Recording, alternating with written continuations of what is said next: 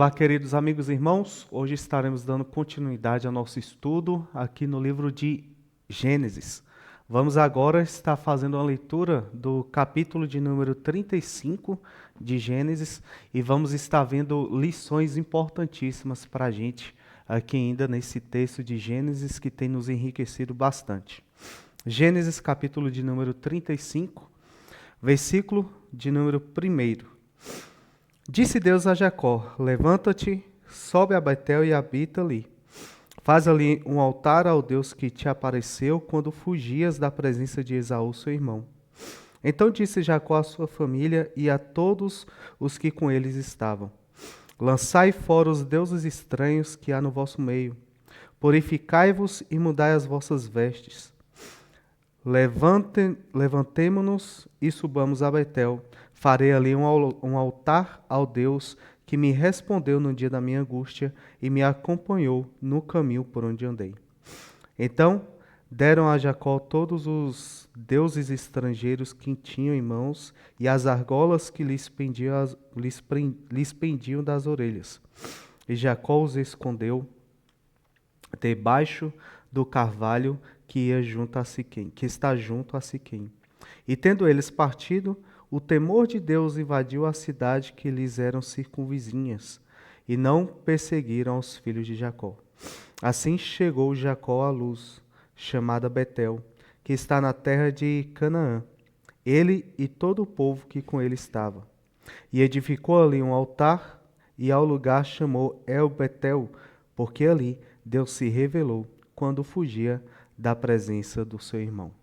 Somente até aqui, eu queria tirar para a gente muitas aplicações que podemos fazer desse texto.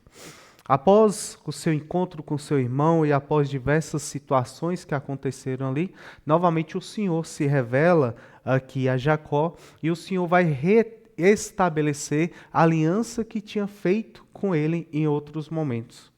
E nós vemos na narrativa desse texto um chamado especial do Senhor. O Senhor fazendo um chamado a Jacó, o convidando para voltar a Betel, onde ele teve aquele seu primeiro encontro, para que ele possa novamente reerguer ali um altar. Esse Jacó, quando nós vemos aqui nos primeiros versículos que por nós foram lidos, nós vemos que ele vai fazer algumas instruções, dar algumas instruções a esse povo que está lhe acompanhando, aos seus familiares e todos aqueles que estavam com eles. Veja só o que ele vai dizer, versículo 2. Então disse Jacó à sua família e a todos que com eles estavam: lançai fora os deuses estranhos que há no vosso meio, purificai-vos e mudai as suas vestes. Eu queria destacar algumas coisas interessantes nesse versículo. Era tradição do povo daquela época, tradição daquela cultura, onde mesmo o povo, muitos povos, crendo num Deus soberano, no Deus que governava todas as coisas, alguns desses povos tinham por costume carregar consigo ídolos de deuses que eles acreditavam serem ídolos, serem deuses que protegiam as suas famílias, que guardavam as suas famílias. Então era um costume muito comum naquela época que famílias carregassem consigo aqueles deuses. A primeira instrução, então, que Jacó vai dar a esse povo é fazer com que eles lancem fora os deuses antigos. A segunda instrução que ele vai dar aqui, então, é o seguinte: para que eles lhes purifiquem e mude as suas vestes.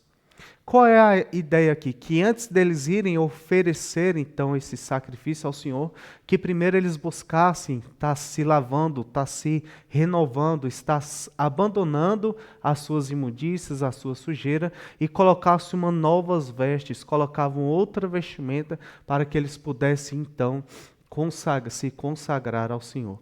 Esse momento em que Jacó está indo encontrar com Deus, onde Deus vai renovar as alianças ali, reafirmar essas alianças para que ele possa dar continuidade a essa aliança para a sua descendência. Nós temos aqui algumas coisas bem interessantes que a gente possa aplicar para nossas vidas.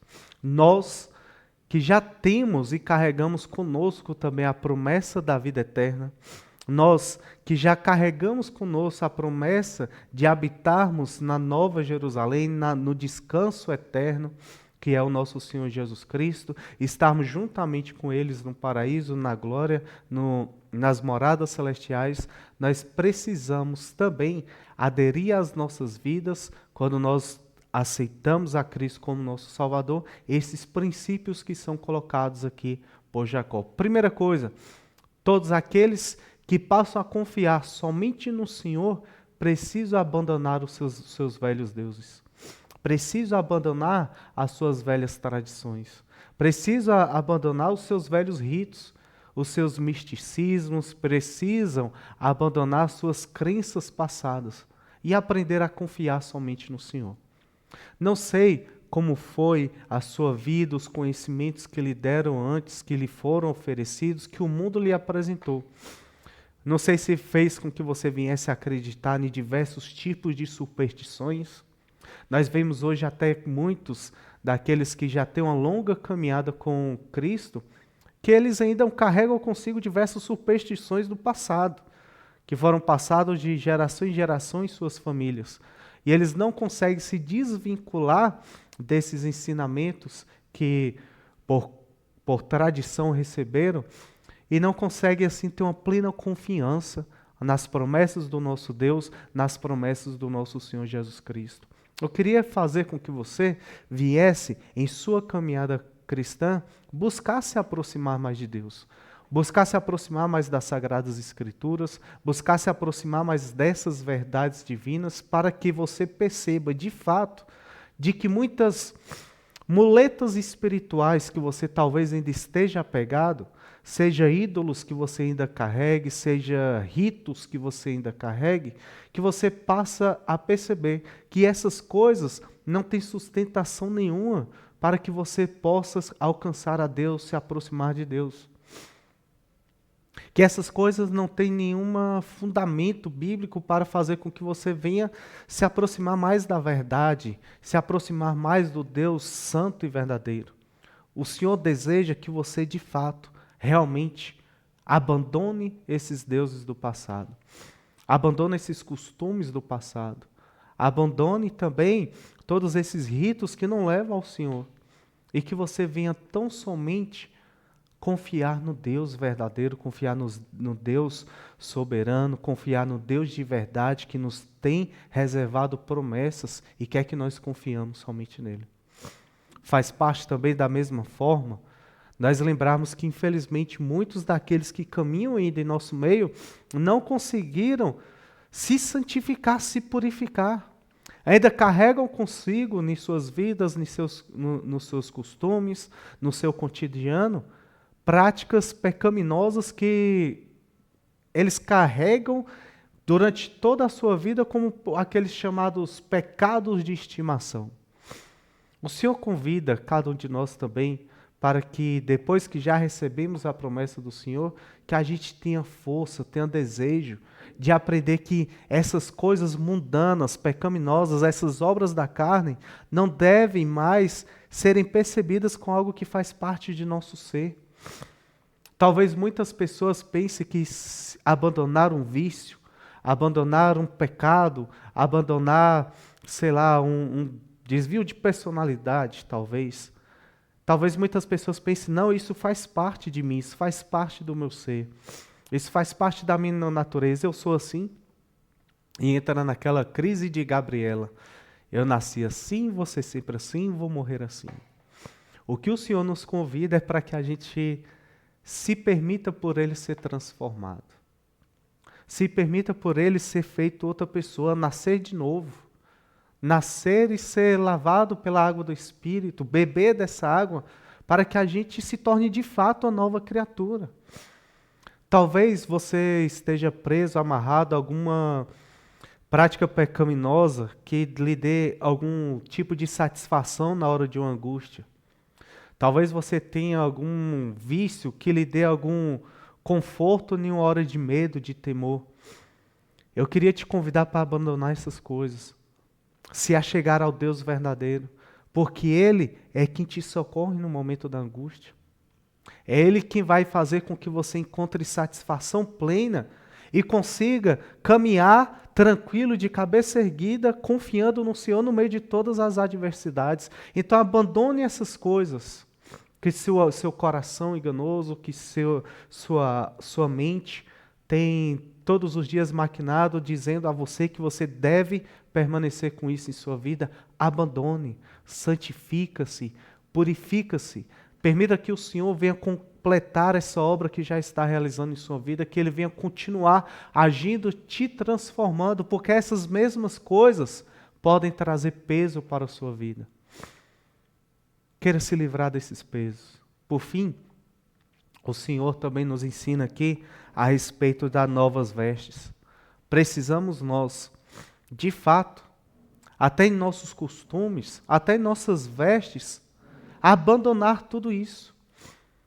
Porque muito da forma como que nós nos vestíamos antes, muito da forma assim também era no povo de Israel, da forma com que eles usavam seus cortes de cabelos, os seus apetrechos, as suas joias e todas essas coisas, muitas coisas do passado, essas coisas representavam aquilo que nós queríamos ser, aquilo que nós queríamos representar lá no mundo, como nós queríamos ser visto lá no mundo, o que nós queríamos representar lá no mundo.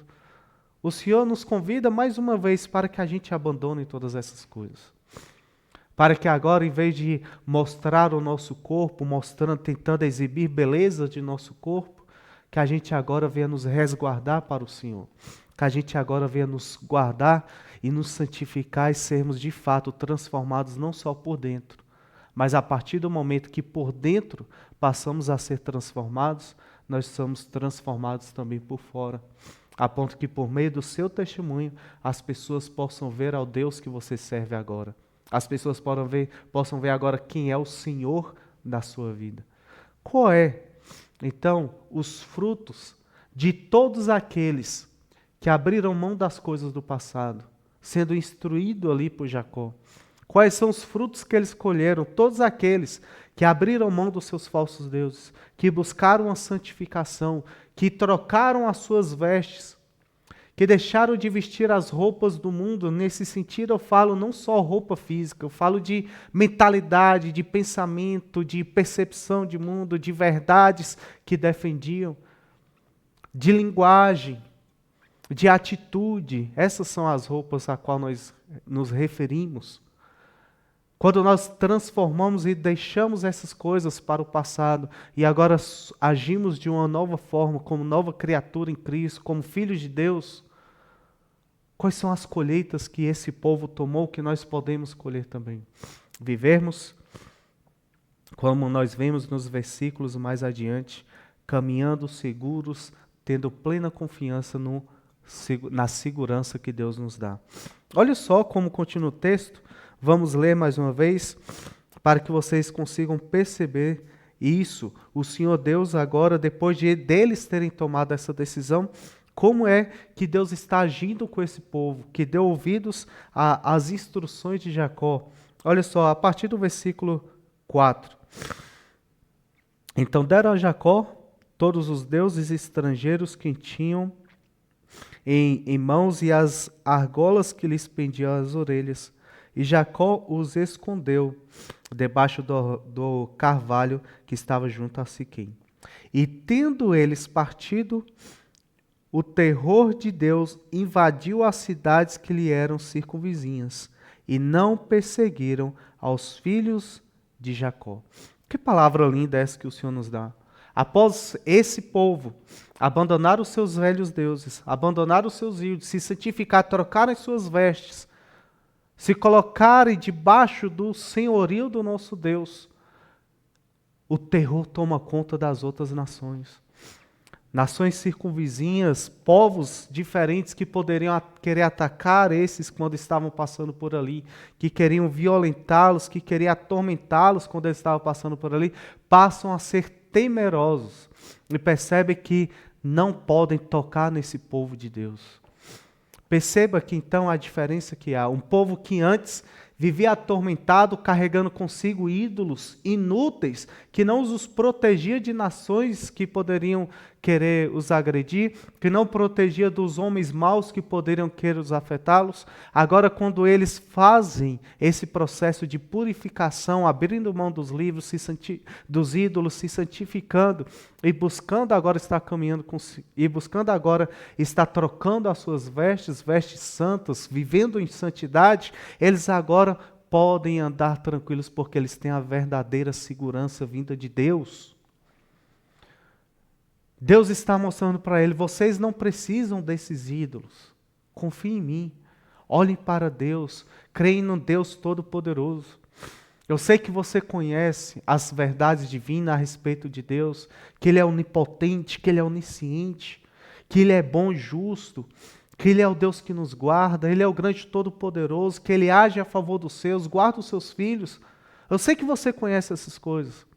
Faça com que essas coisas então entrem em seu coração. E que você viva como quem realmente crê em todas essas coisas. Passa a viver sustentado nessas verdades, porque elas veio de fato do único e verdadeiro Deus que quer te proteger, que quer te guardar, que quer que você confie nele. As instruções que nós temos hoje para esses nossos estudos são essas. Olhemos para o testemunho desses pais da fé, olhemos para o testemunho dos patriarcas e vemos como as ações boas deles fez com que eles viessem colher as benéficas que o Senhor tem guardado para o homem. Isso tudo Deus preparou para que nós viéssemos hoje olhar para isso, para como Deus guardou eles e nós, tendo esse testemunho, como diz lá em Hebreus capítulo 12, tendo este testemunho, a gente possa também caminhar seguros no Senhor, confiando nele todos os dias, sabendo que Ele nos guarda. Espero que essas breves palavras venham estar sendo uma bênção em seu coração, que você possa estar levando isso para outros também que precisam ouvir essa mensagem e até a próxima.